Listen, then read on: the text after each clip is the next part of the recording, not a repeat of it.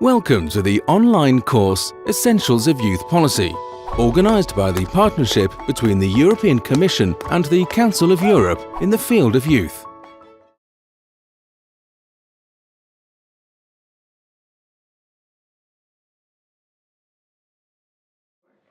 Hello, my name is Zdenka Maskova. I am from the Czech Republic. I am working in the Ministry of Education, Youth and Sports in the Youth Department, and I am taking the position of the head of Youth Policy Department, and I have been working in our ministry for 11 years.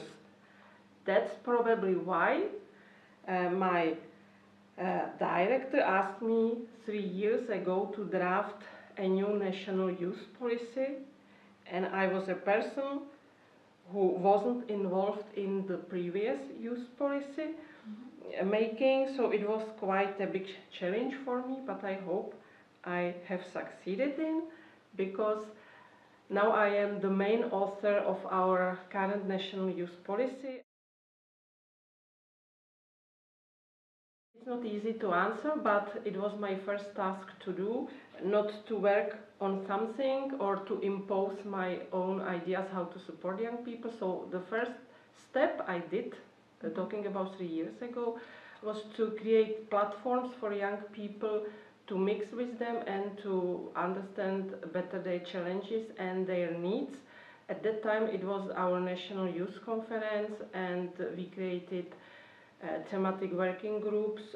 Okay, so in our National Youth Strategy we have 13 thematic goals, strategic goals, and they belong to the domains we want to support with young people.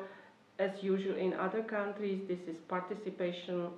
It means involving young people in decision-making processes, enabling them to enter some voluntary activities or to do something for their well-being and health, or other things like help them to enter the labor market.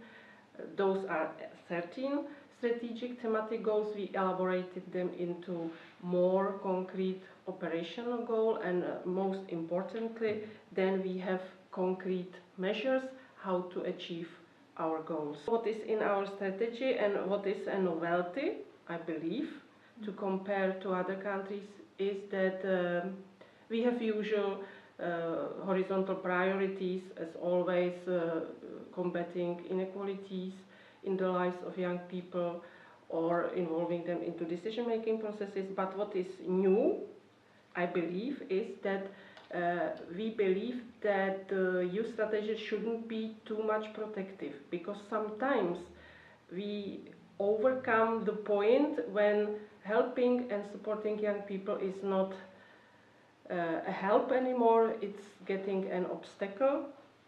And there is also another pillar of our national youth strategy, which is promoting intergenerational dialogue, because we strongly believe that if we want to have young people, open-minded young people who respect other cultures, other religions, so it should start at very early age. We should provide them with opportunities to cultivate intergenerational dialogue in their families, later at school, and then also in working place. Actually, we cooperate with all the ministries, and we developed a very formal structure which is called Youth Chamber. It is an advisory body for our minister, and there are representatives of other ministries, but also representatives of NGOs, of our National Youth Council, networks of youth workers. Lesson we have learned is that we shouldn't insist on having representatives in a very high position. Originally we wanted to have only directors of different departments, but now it's much more practical to have people who deal with youth issues in their everyday working agenda.